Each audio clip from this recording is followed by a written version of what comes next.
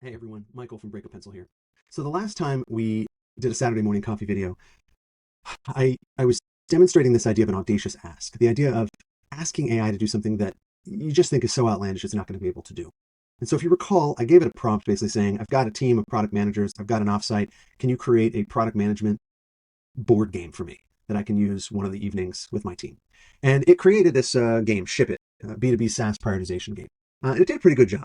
But what I want to do this time is I want to go from this, which is I think a good first draft, to something I would consider final. So we're going to do some refinement and iteration on that. I made a list of some things that I want to make some changes to, and I'm going to hit them in this order. The first one is there's a rule that after the event is revealed, you can change all your priorities. And I want to restrict that a little bit because I think that makes the game a little bit too easy. Then I'm going to try to simplify the scoring a little bit. I want to improve the card layout and readability. I want to include or create a player mat. I want to include some additional events, some alternative events. And I want to ultimately get this ready for being able to print and being able to basically send somewhere and get a nice looking copy that I could then take to my offsite. And I could share that with all of you as well. So I'm going to go through and do a lot of iteration.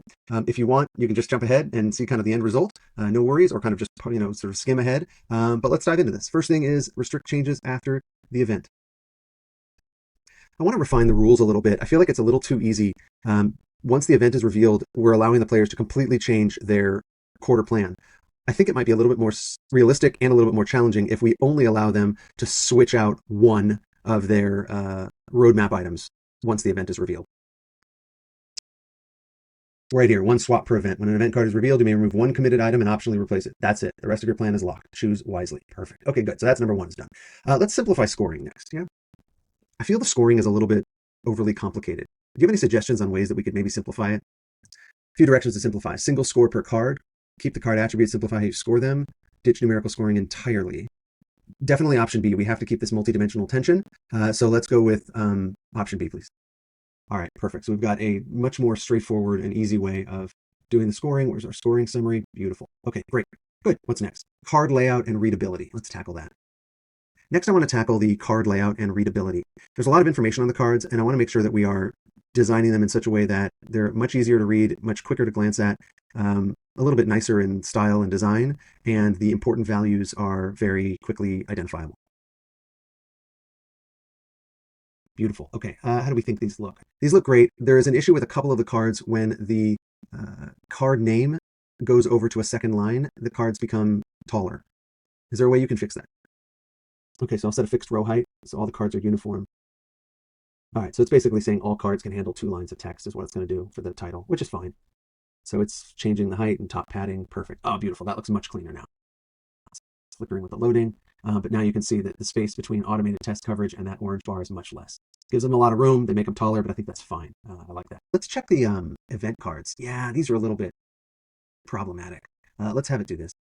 Can we now apply the same user interface design principles to the event cards? Oh, nice. Okay. These are a little bit taller, a little bit more breathing room. We have an issue where it's rolling over to another page here. The Q4 event goes over a page break, which is going to be an issue when we get to getting this properly printed. Can you fix that, please?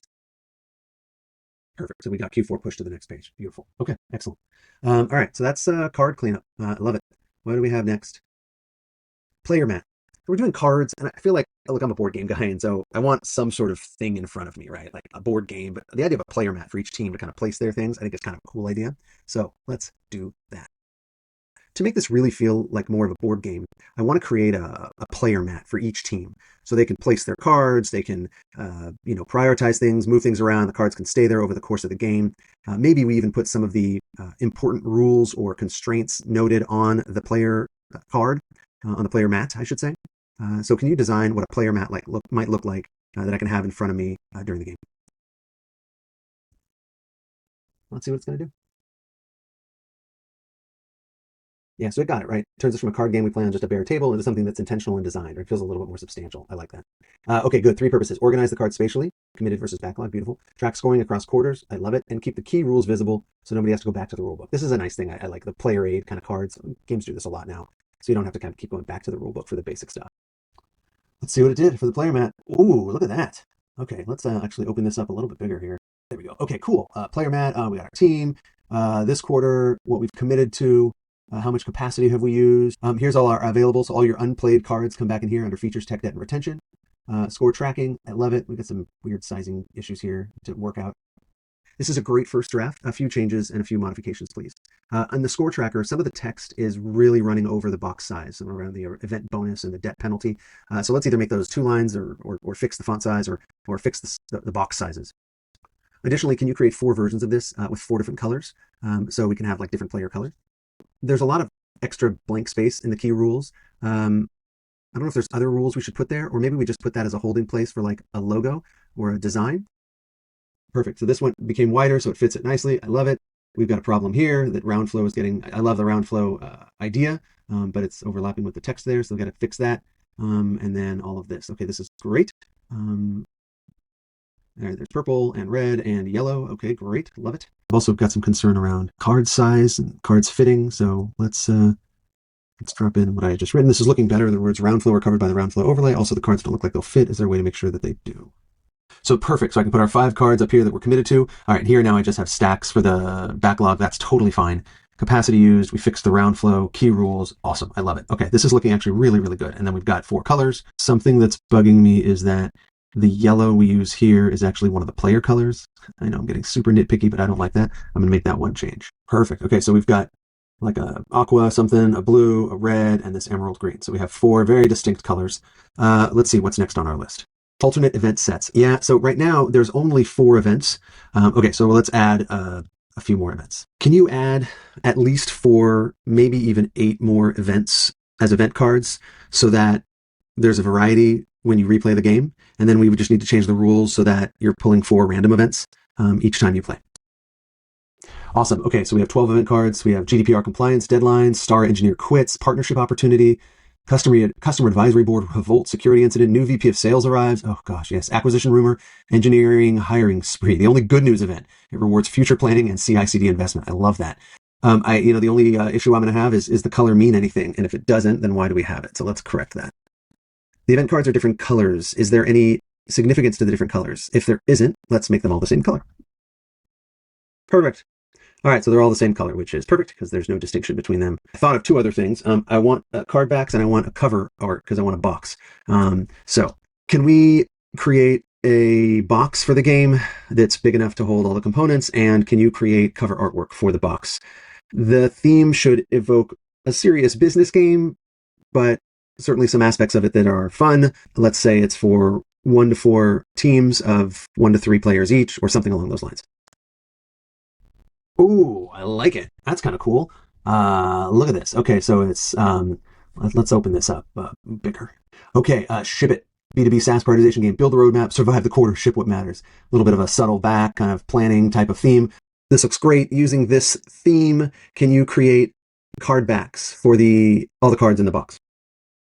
Oh, okay. So these are for the backlog items. These are for the events. I love it. Can you add a label on the backs of these so that it says event card or backlog card? Oh, cool. Backlog and backlog. That's beautiful. I love it. And then for the events, perfect. It says event and event in the corner. Okay, awesome. Can you apply this look and feel and theme to the player boards? Oh, look at these now. So this has the cross-hatching and the similar theme. Oh, these look gorgeous. The greens are too similar. Let's fix that. The first and last player mats are too similar in color. That's better. No, it's not, because now this one and this one are far too similar, in my opinion. Actually, this now gets too close to the second one. Why don't you make the 4th one something in the yellow family? We went away from yellow originally because the key rules were colored yellow, but that's not the case anymore. All right, what do we got? A nice greenish, a bluish, a reddish, ooh, and an orange. I love it. This looks fantastic. Okay, these player mats need a back. Okay, so we've got, oh, look at that. All right, beautiful. So that's the player mat, and it matches the color. Oh, these are gorgeous. We need a mat that can be used in the center of the game where we place the event cards. I'm not sure if there's any other information that would be good to have on that, but this needs to be generic. Maybe it has a representation of all 4 colors somewhere on that. It needs to be a front and a back, and on the front, it needs to be a place where event cards can be played or placed as they get revealed. Okay, so it's got a indicator of the quarter we're in. You place the event card, scoring reference, team standings. Oh, okay, I like this. And then on the back, what does it look like? Build the roadmap, survive the quarter, ship what matters. I love it. It's got the 4 colors. It's nice. It's very, very elegant. It's very, very sort of understated. Yeah, love this. Make these assets all ready to print So we need to make sure we clearly indicate what the size is, as well as maybe we need to indicate cut lines. We also should make the instructions standalone, meaning a separate file from all of the printed materials. We should include in the instructions what's included in the box. And in addition to all the pieces that you know about, we should also mention dry erase markers and a round marker. Anything else I'm missing that we might need to be able to send this off to somebody to get this professionally made? All right, 2 new documents. Print specs, rules booklet standalone. Oh, beautiful. So it's all the things that are in there. The details, dry erase laminate for the player mats. Perfect. Let's make an update that the game should include 5 black dry erase markers. But then we need to go through and on the player mats, as well as on the center mat, the areas where a player would be writing something in the scores or in the capacity or things like that, we just need to make that not a dark color. So maybe just the inside of those boxes can be like a light gray or something that looks nice. Say hi to my puppy, Willow. Willow, say hi to everyone. She's making her first appearance on a Saturday morning coffee. Oh, ain't she a little nice? Okay, so here's what we have. Beautiful. We've got this here for writing there. What do the player mats look like? Love it. Okay, we've got a full package. So 2 weeks ago, I gave AI a single prompt and I asked it to design a complete board game for a product team offsite.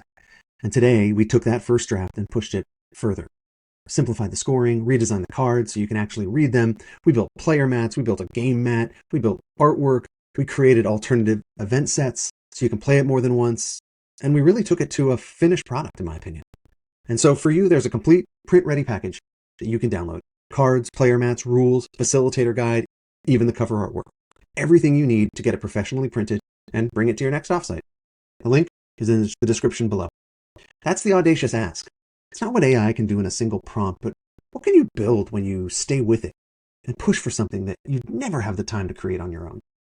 So my question to you is, have you made yours yet? Have you made your Audacious Ask? What's the thing you haven't asked for because it just felt too ambitious? Try it. And if you do, tell me about it in the comments. I want to hear what you come up with. If you found this useful, subscribe please down below. I publish these videos every other Saturday. And if you want more on building AI capability across your product team, well, check out my newsletter, Broken Pencils. The link is in the description below. See you in 2 weeks. And as always, break a pencil.